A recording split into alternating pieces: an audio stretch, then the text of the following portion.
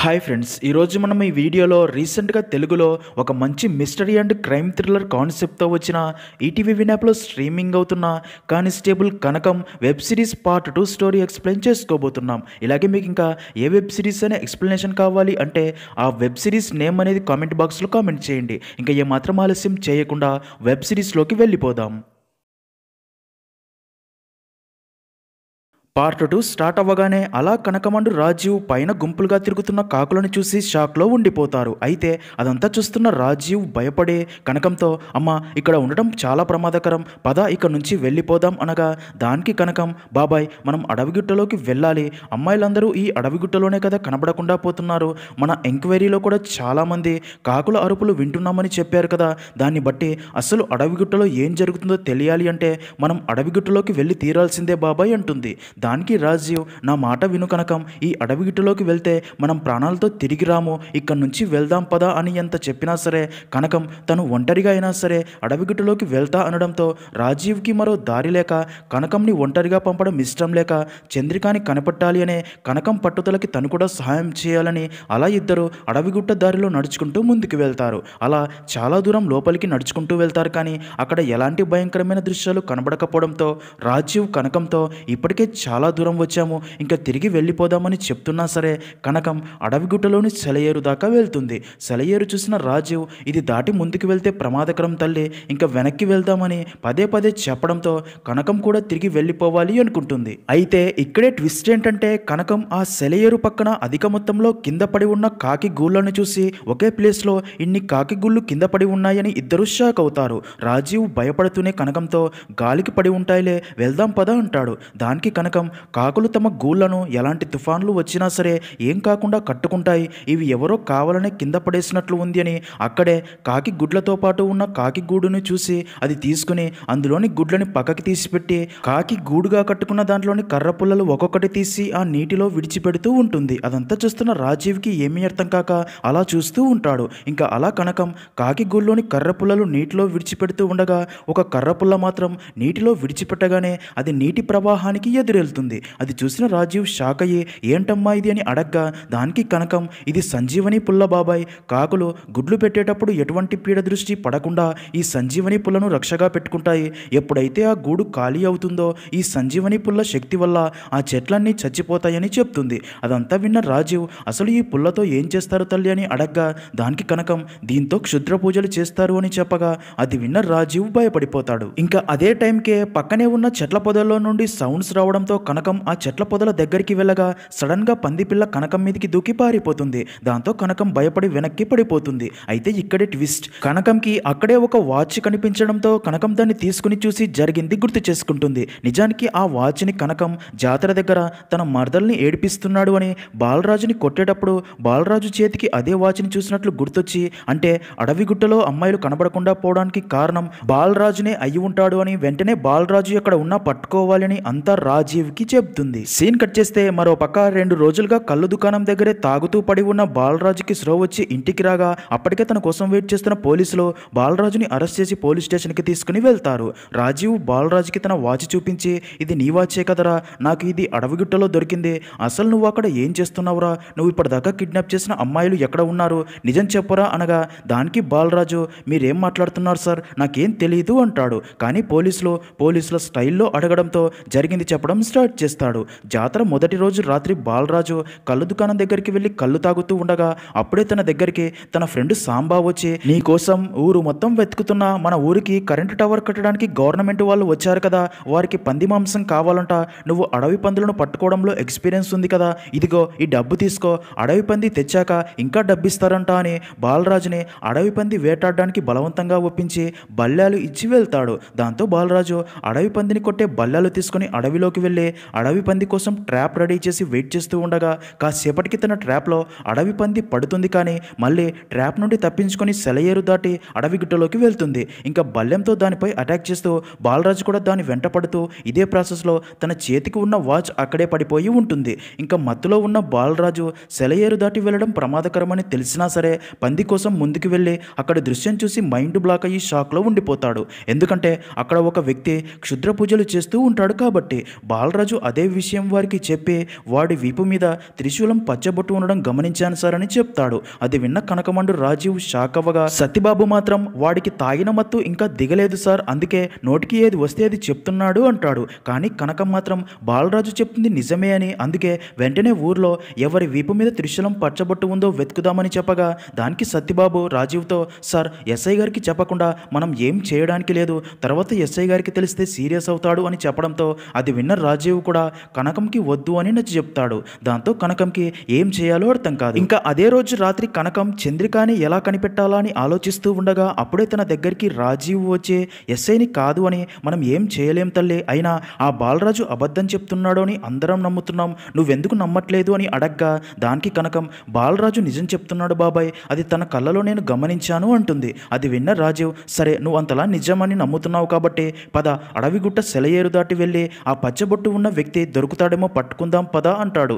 దానికి కనకం దొరకడు బాబాయ్, సాధారణంగా క్షుద్ర పూజలు అమావాస్య రోజు చేస్తూ ఉంటారు, కానీ వాడు పౌర్ణమి రోజు చేస్తున్నాడు, ఇప్పటిదాకా అమ్మాయిలు మిస్ అయిన తేదీలు అన్నీ పౌర్ణమి రోజులే అనగా అది విన్న రాజీవ్ కూడా షాక్ అయ్యే మరి చంద్రిక కనబడకుండా పోయిన రోజు పౌర్ణమి రోజు కాదు కదా అంటాడు. దానికి కనకం మరి అదే రోజే బాలరాజు వాడు పూజలు చేస్తుండగా చూశాను అని చెప్తున్నాడు కదా, ఇంకో 4 రోజుల్లో పౌర్ణమి అంటే రాబోయే పౌర్ణమి కోసం ఏ అడ్డు లేకుండా ఏదో ప్రయత్నం చేస్తున్నాడు బాబాయ్, మనం ఆలోచించకుండా ఏ అడుగు వేసినా సరే వాడు జాగ్రత్త పడిపోతాడు, ఆ అమ్మాయిల్ని క్షేమంగా తీసుకురావడమే ముఖ్యం, అందుకే మనకి ఏమీ తెలియనట్లు ఉందాం, ఈ పౌర్ణమి లోపు అసలు వాడు ఎవడో కనిపెట్టాలి, అదే మన ముందు ఉన్న అతి పెద్ద పని అని చెప్తుంది. సీన్ కట్ చేస్తే వీపు మీద త్రిశూలం పచ్చబొట్టు ఉన్న వ్యక్తిని కనిపెట్టేందుకు కనకం తన ప్రయత్నాలు స్టార్ట్ చేస్తుంది. బాబ్జీ ఫ్రెండ్ అయిన సురేష్కి విషయం చెప్పగా అది విన్న సురేష్ తనకి పచ్చబొట్లు వేసే ఒక ముసలమ్మ తెలుసు అని తనని కలిస్తే ఏదైనా ఇన్ఫర్మేషన్ తెలుస్తుంది అని చెప్పడంతో అలా కనకమండు సురేష్ వెళ్ళి ఆ ముసలమ్మని కలిసి నువ్వు ఎవరికైనా వీపు మీద త్రిశూలం పచ్చబొట్టు వేసావా అని అడగ్గా దానికి ఆ ముసలమ్మ ఆ శివుడి త్రిశూలం పచ్చబొట్టు వేయాలి అన్నా వేయించుకోవాలి అన్నా గుండెల నిండా ధైర్యం ఉండాలి, అది అందరి వల్ల కాదు, నేను ఎవరికి త్రిశూలం పచ్చబొట్టు వేయలేదని చెప్తుంది. దాంతో ఇద్దరు అక్కడ నుండి వస్తూ ఉండగా అప్పుడే సురేష్ కనకంతో ఈ ఊరికి ఇల్లరికం వచ్చిన పక్క ఊరి వాడైన నాగేష్ శరీరం మీద చాలా పచ్చబొట్లు చూశామని నా ఫ్రెండ్స్ చెప్పగా విన్నాను అని చెప్పడంతో అది విన్న కనకం అదే రోజు రాత్రి నాగేష్ని ఫాలో అవుతూ వెళ్తుంది.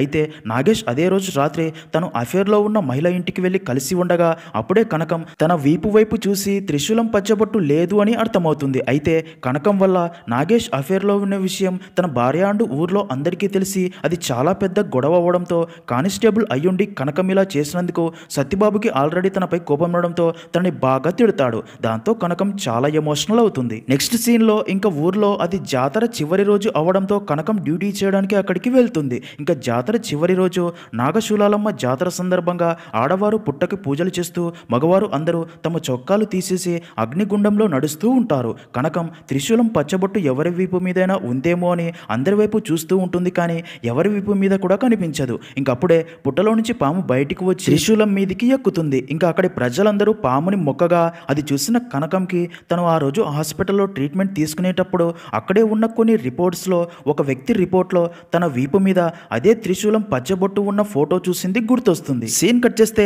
అలా కనకం వెంటనే వెళ్ళి రాజీవ్ని కలిసి బాబాయ్ వీపుపై త్రిశూలం పచ్చబొట్టు గురించి నాకు ఒక క్లూ దొరికింది పదండి అని అలా ఇద్దరు కలిసి హాస్పిటల్కి వెళ్తారు. ఇక కనకం అక్కడి డాక్టర్ టేబుల్పై త్రిశూలం పచ్చబొట్టు ఉన్న ఫైల్ కోసం వెతకగా అక్కడ ఆ ఫైల్ కనిపించదు. దాంతో దాని గురించి అక్కడే ఉన్న నర్సుని అడగ్గా దానికి నర్సు మన జాతరలో మెడికల్ క్యాంప్ పెట్టాడు కదా హనుమంతరావు, తనే డాక్టర్తో ఏదో మాట్లాడి ఆ ఫైల్ తీసుకుని వెళ్ళిపోయాడు, తనది మన ఊరే అని చెప్పడంతో అది విన్న కనకమండు రాజీవ్ వెంటనే హనుమంతరావు ఇంటి దగ్గరికి వెళ్ళి హనుమంతరావు గురించి తన పేరెంట్స్ని అడగ్గా తన పేరెంట్స్ హనుమంతరావు ఇప్పుడే వైజాగ్కి వెళ్ళడానికి రైల్వే స్టేషన్కి వెళ్ళాడు అని చెప్పడంతో అది విన్న ఇద్దరు వెంటనే రైల్వే స్టేషన్కి తనని కలవడానికి వెళ్తారు. కానీ అప్పటికే హనుమంతరావు ట్రైన్ ఎక్కి వెళ్ళిపోయాడని తెలుస్తుంది. దాంతో కనకం రాజీవ్తో ఎలాగైనా హనుమంతరావుని కలిసి ఆ ఫైల్ చూస్తే నిజాలు తెలిసే ఛాన్స్ ఉంది బాబాయ్, అందుకే వైజాగ్కి వెళ్ళాలి అంటుంది. దానికి రాజీవ్ నువ్వు వైజాగ్కి వెళ్ళాలి అంటే ఆ సత్యబాబు ఎలాగైనా అడ్డుపడతాడు, మరి ఎలా అని బాగా ఆలోచించి ఒక ప్లాన్ వేస్తారు. అదేంటంటే కనకం ఫాదర్కి హెల్త్ బాగోలేనట్టు వెంటనే తనని చూడ్డానికి రమ్మని కనకం ఫాదర్ లెటర్ రాసినట్లు క్రియేట్ చేసి అలా కనకం మొత్తానికి వైజాగ్కి వెళ్ళి మెడికల్ కాలేజీలో చదివే హనుమంతరావుని కలిసి ఆ త్రిశూలం పచ్చబొట్టు ఉన్న ఫైల్ గురించి అడగ్గా దానికి హనుమంతరావు కనకంకి ఆ ఫైల్ ఇస్తాడు. కనకం ఆ త్రిశూలం పచ్చబొట్టు ఫోటో చూసి ఇతను ఎక్కడ ఉంటాడో అని డీటెయిల్స్ అని అడగ్గా దానికి హనుమంతరావు తన పేరు విక్రమ్ సింగ్ అని, తను ఢిల్లీలో ఉంటాడు, అతని గురించి ఆలోచించి మీ టైం వేస్ట్ చేసుకోకండి. ఫైల్ ఉంది కదా అని నా దాకా వచ్చారు, కానీ ఫోటో ఉంది కదా అని ఆయన దాకా మీరు వెళ్ళలేరు. తను ఒక ఎక్స్ మిలిటరీ ఆఫీసర్, తను చాలా స్ట్రిక్ట్ అండ్ రూట్గా ఉంటాడు. తను ఒక క్యాన్సర్ పేషెంట్. ఆయన స్పైనల్ కార్డ్ కేస్ స్టడీ కోసం తన ఫైల్ మా దాకా వచ్చింది. నా మాట విని మీరు మీ ఊరికి వెళ్ళిపోండి, అదే మీకు కూడా మంచిది అనగా ఆ ఫైల్లో అడ్రస్ తీసుకున్న కనకం మాత్రం నిజం తెలుసుకోవడానికి నేను ఎక్కడి దాకానైనా వెళ్తాను అని చెప్పి అక్కడ నుండి వెళ్ళిపోతుంది. నెక్స్ట్ సీన్లో కనకం రాజీవ్కి ఫోన్ చేసి జరిగిందంతా చెప్పి మనకి నిజాలు తెలియాలి అంటే నేను ఇప్పుడు ఢిల్లీ వెళ్ళి విక్రమ్ సింగ్ని కలవాలి బాబాయ్ అని చెప్తుంది. అది విన్న రాజీవ్ మన ఊర్లో కనిపించకుండా పోయిన అమ్మాయిల కేసుకి ఢిల్లీలో ఉన్న వ్యక్తికి సంబంధం ఏంటమ్మా అని అడగగా దానికి కనకం అది ఢిల్లీ వెళ్తేనే తెలుస్తుంది అనగా అది విన్న రాజీవ్ నువ్వు ఒంటరిగా ఢిల్లీకి వెళ్ళడం ప్రమాదకరం, నా మాట విను, డిపార్ట్మెంట్ నుండి నీకు ఎలాంటి సాయం ఉండదు అని ఎంత చెప్పినా సరే కనకం చంద్రిక కోసం నేను ఎంత దూరమైనా వెళ్తాను బాబాయ్, చంద్రికలో నేను మా అమ్మని చూశాను, అందుకే తన కోసం వెతుకుతూనే ఉంటాను అనగా అది విన్న రాజీవ్ కూడా కనకంని అర్థం చేసుకుని సరే తల్లి నేను ఇక్కడ నీ లీవ్స్ ఎలాగోలా మేనేజ్ చేస్తాను, కానీ నువ్వు జాగ్రత్తగా వెళ్ళిరా అని చెప్తాడు. ఇక కనకం ఢిల్లీ వెళ్లేందుకు తన దగ్గర డబ్బు కూడా లేకపోవడంతో తన అమ్మ తన కోసం ఎంతో ప్రేమతో చేయించిన గోల్డ్ అమ్మి ఆ డబ్బుతో కనకం ఢిల్లీకి బయలుదేరుతుంది. అలా కనకం ఢిల్లీకి వెళ్ళి విక్రమ్ సింగ్ అడ్రస్ కనుక్కునేందుకు ట్రై చేస్తూ ఉంటుంది. ఇదిలా ఉంటే మరో పక్క సత్యబాబుకి రాజీవ్ అండ్ కనకం ఆడిన ప్లాన్ గురించి తెలిసి ఎస్ఐకి ఫోన్ చేసి చెప్పడంతో ఎస్ఐ రాజీవ్కి ఫోన్ చేసి నువ్వు ఎంత సీనియర్ ఆఫీసర్ అయినంత మాత్రాన నువ్వే అందరికీ లీవ్స్ శాంక్షన్ చేస్తున్నావా, కనకం తన ఫాదర్కి హెల్త్ బాగోకపోతే వారి ఊరిలో కదా ఉండాలి, కానీ ఢిల్లీలో ఏం చేస్తుంది, నాకు అంతా తెలిసిపోయిందని నేను పోలీస్ స్టేషన్కి వచ్చేలోపు కనకం సస్పెన్షన్ ఆర్డర్స్ నా టేబుల్ మీద ఉండాలి, రాగానే సంతకం పెడతాను అని చెప్పి కాల్ కట్ చేస్తాడు. దాంతో రాజీవ్కి ఏం చేయాలో అర్థం కాదు. మరో పక్క కనకం చాలా కష్టపడి విక్రమ్ సింగ్ అడ్రస్ కనుక్కొని వెళ్ళి తనని కలవగా విక్రమ్ సింగ్ తనని చూసి నువ్వు ఎవరు, నీకేం కావాలని అడుగుతాడు. దానికి కనకం నిజం చెప్పకుండా మా బాబాయ్కి మీలాగే స్పైనల్ కార్డ్ క్యాన్సర్ ఉంది, అందుకే మీరు ఏ టాబ్లెట్స్ వాడుతున్నారో తెలుసుకోవాలని వచ్చానని అబద్ధం చెప్తుంది. అయితే అది విన్న విక్రమ్ సింగ్ మాత్రం కనకం వేసుకున్న షూస్ చూసి తను ఒక పోలీస్ ఆఫీసర్ అని అర్థమయ్యి తనతో మాట్లాడకుండా ఇంట్లోకి వెళ్ళిపోతాడు. అయితే రాత్రి దాకా కనకం ఇంటి బయటే వెయిట్ చేస్తూ ఉండడం చూసిన విక్రమ్ సింగ్ తనని ఇంట్లోకి పిలిచి నువ్వు ఒక పోలీస్ ఆఫీసర్వి కదా, మరి ఎందుకు అబద్ధం చెప్తున్నావని అడగ్గా దానికి కనకం సారీ సార్, నేను రేపల్లె పోలీస్ స్టేషన్లో కానిస్టేబుల్ని అని అడవిగుట్ట గురించి, మిస్ అయిన అమ్మాయిల గురించి, త్రిశూలం పచ్చబొట్టు గురించి అంతా చెప్పి అడవిగుట్ట దగ్గర అమ్మాయిలు కనిపించకుండా పోవడానికి ఆ త్రిశూలం పచ్చబొట్టు ఉన్నవాడే కారణం, అలాంటి పచ్చబొట్టు ఉన్న ఫోటో మీ మెడికల్ ఫైల్లో చూశాను, అందుకే మీకేమైనా తెలిసేమో అని ఇంత దూరం వచ్చానని చెప్తుంది. అదంతా విన్న విక్రమ్ సింగ్ నాకు అంతా అర్థమైందని, మా సైనిక దళంలో 25 మంది ఉండేవాళ్ళం, ఒకసారి 3 టీములుగా విడిపోయి కేదార్నాథ్ యాత్రకి వెళ్ళాం, ఇంకో 2 రోజుల్లో క్యాంప్ అయిపోయి రిటైర్డ్ అవ్వబోతున్నామని అందరం ఆనందంలో ఉండగా అదే టైంకే మాపై ఉగ్రవాదులు దాడి చేశారు, వారికి మేము ఇండియన్ ఆర్మీ పవర్ ఏంటో చూపించి ఎదురు దాడి చేసి వారిని ఓడించాం, ఆ దాడిలో మా టీం వారికి గాయాలయ్యాయి కానీ ఎవరికీ ప్రాణహాని జరగలేదు, అందుకే అక్కడి పవిత్రతకి చిహ్నంగా అందరి వీపుపై త్రిశూలం పచ్చబొట్టు వేయించుకున్నాం, నా టీం అంటే నాకు చాలా గర్వంగా ఉంది,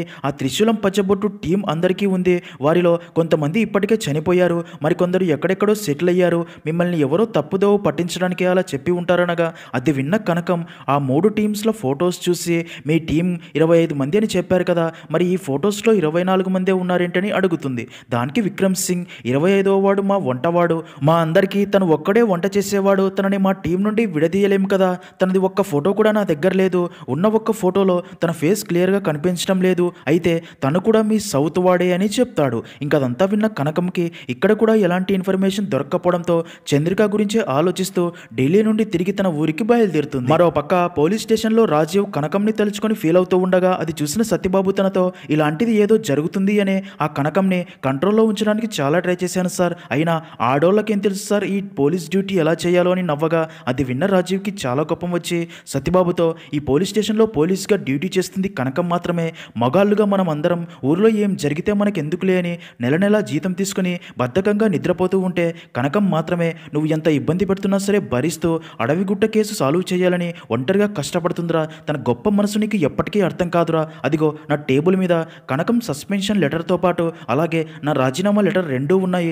ఇంకా ఆ జాబ్లో నీ బామర్దికే ఇప్పించుకుంటావో లేక నువ్వే తీసుకుంటావో నీ ఇష్టం, చివరిగా ఒక్క మాట, నీకు కనకం మీద ఉన్న కోపంతో నువ్వు ఒక పోలీసువి అనే మర్చిపోయావురా అని చెప్పి అక్కడ నుండి వెళ్ళిపోగా అదంతా విన్న సత్యబాబు కూడా ఇప్పటి వరకు తను కనకంని ఎంత ఇబ్బంది పెట్టాడో గుర్తు చేసుకుని రియలైజ్ అయ్యి ఎమోషనల్ అవుతాడు. మరో పక్క రాత్రి కనకం బస్సు దిగి నడుచుకుంటూ అడవిగుట్ట దారి ఎంట్రన్స్ దగ్గరికి వచ్చి ఈ రోజు ఎలాగైనా అన్ని నిజాలు తెలుసుకోవాలని ఫిక్స్ అయ్యి అదే రోజు పౌర్ణమి అవడంతో అడవిగుట్ట దారిలో నడుచుకుంటూ వెళ్ళి సెలయేరు దాటి ముందుకు వెళ్తుంది. మరోపక్క అప్పుడే పోలీస్ స్టేషన్కి ఒక మహిళ వచ్చి మేకలు కాయడానికి వెళ్ళిన తన కూతురు ఇంకా ఇంటికి తిరిగి రాలేదు అని చెప్పడంతో అది విన్న సత్యబాబు షాక్ అవుతాడు. మరోపక్క కనకం అలా అడవిగుట్టలోకి వెళ్తుంది, కానీ అక్కడ తనకి ఎవ్వరూ కనిపించరు. దాంతో వెనక్కి వెళ్ళబోగా అప్పుడే కాకుల గుంపు తనని ఒక ప్లేస్కి తీసుకుని వెళ్తాయి. అలా కనకం ఆ కాకులని ఫాలో అవుతూ వెళ్ళి అక్కడి దృశ్యం చూసి మైండ్ బ్లాక్ అయ్యి షాక్లో ఉండిపోతుంది. ఎందుకంటే అక్కడ వీపు మీద త్రిశూలం పచ్చబొట్టు ఉన్న వ్యక్తి క్షుద్ర పూజలు చేస్తూ ఒక అమ్మాయిని బలి ఇవ్వబోతూ ఉంటాడు. అది చూసిన కనకం వెంటనే అక్కడికి వెళ్ళి ఆ వ్యక్తిపై అటాక్ చేయబోగా ఆ వ్యక్తి కనకంని కొట్టి విసిరి పడేస్తాడు. అప్పుడే కనకం ఆ వ్యక్తి ఫేస్ చూసి షాక్లో ఉండిపోతుంది. ఇక్కడే రివీల్ అయ్యే మైండ్ బ్లాక్ అయ్యే ట్విస్ట్ ఏంటంటే అడవిగుట్టలో క్షుద్ర పూజలు చేస్తుంది ఎవరో కాదు, ఆ ఊరి ప్రెసిడెంట్ రాఘవయ్యే. ఇంకా ప్రెసిడెంట్ ఏవో మంత్రాలు చదువుతూ కనకంపై అటాక్ చేసి దారుణంగా కొడుతూ ఉండడంతో కనకం స్లో కోల్పోయి పడిపోగా ప్రెసిడెంట్ కనకంని చంపాలని చూస్తాడు. ఇంకప్పుడే పోలీస్ స్టేషన్లో మహిళ కంప్లైంట్ తీసుకున్న కానిస్టేబుల్ సత్యబాబు ఆ మహిళ కూతురిని వెతుక్కుంటూ అక్కడికి వచ్చి అక్కడ జరిగేది చూసి షాక్ అయ్యి ప్రెసిడెంట్ నుండి కనకంని కాపాడాలని కర్రతో ప్రెసిడెంట్పై అటాక్ చేస్తాడు. అయితే ప్రెసిడెంట్ సత్యబాబుని కూడా దారుణంగా కొట్టి చంపబోతాడు. ఇంకప్పుడే కనకంకి చంద్రిక మాటలు గుర్తొచ్చి స్పృహ వచ్చి సత్యబాబుని కాపాడాలని ప్రెసిడెంట్ని ఆపడానికి అక్కడే పడి ఉన్న తోలు బెల్ట్ తీసుకుని దాంతో ప్రెసిడెంట్ని కొట్టాలి అని తోలు బెల్ట్తో సౌండ్స్ చేయగా ఇక్కడే ట్విస్ట్ ఏంటంటే ఆ సౌండ్స్ వినగానే ప్రెసిడెంట్ ఫుల్గా భయపడిపోతూ వద్దు నాన్న కొట్టకు అని ఫుల్గా భయపడిపోవడం చూసిన కనకం ఆ తోలు బెల్ట్తో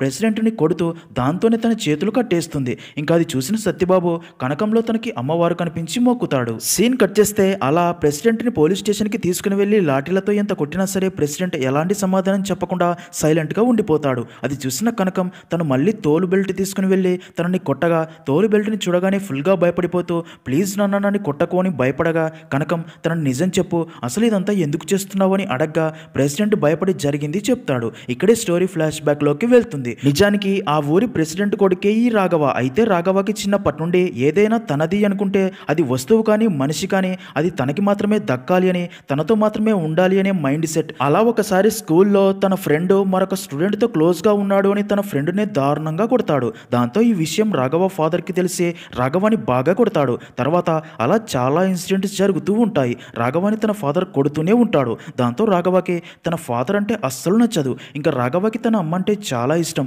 ఒకరోజు మళ్ళీ రాఘవాని తన ఫాదర్ కొట్టగా తన అమ్మ రాఘవాని ఓదారుస్తుంది. అప్పుడే రాఘవ తన అమ్మతో ఈ రోజు నుండి నువ్వు నాన్నతో మాట్లాడుకో అమ్మా అని చెప్పినా సరే అదే రోజు రాత్రి తన అమ్మ తనతో కలిసి ఉండడం చూసిన రాఘవకి చాలా కోపం వచ్చి మరుసటి రోజు ఉదయం మేడపై నుండి తన అమ్మని కిందికి తోసి చంపేస్తాడు. అయితే ఆ తర్వాత నుండి రాఘవకి తన అమ్మాయి గుర్తొస్తూ తప్పు చేశాను అని చాలా ఫీల్ అవుతూ ఒంటరిగా ఒక్కడే రూమ్లో బాధపడుతూ ఉంటాడు. తన ఫాదర్ కూడా తనని పట్టించుకోడు. ఇంకా రాఘవ పరిస్థితి గురించి తన మామయ్య సుబ్రహ్మణ్యానికి తెలిసి ఇక నుండి రాఘవాని తనే పెంచుతాను అని తనతో పాటే తన ఇంటికి తీసుకుని వెళ్తాడు. సుబ్రహ్మణ్యానికి రాఘవ అంటే చాలా ఇష్టం ఉంటుంది. ఇంకా సుబ్రహ్మణ్యం ఫంక్షన్స్కి వంటలు చేయడానికి వెళ్తూ ఉంటాడు. తను మందాసా కోవా చేయడంలో ఎక్స్పర్ట్. ఇంకా అలా నెమ్మదిగా సుబ్రహ్మణ్యం రాఘవ కూడా వంటలు నేర్పించేస్తాడు. నెక్స్ట్ సీన్లో ఒకరోజు సుబ్రహ్మణ్యం ఒక ఫంక్షన్కి వెళ్ళి వంటలు చేయగా అక్కడ ఒక తాగుబోతూ వంటలు బాగోలేవు అని కావాలనే సుబ్రహ్మణ్యాన్ని అందరి ముందు తిడతాడు. అది చూసిన రాఘవ కూడా చాలా కోపం వస్తుంది. అయితే ఇక్కడే ట్విస్ట్ ఏంటంటే మరుసటి రోజే అదే వ్యక్తి రక్తం కక్కుని చనిపోయి ఉంటాడు.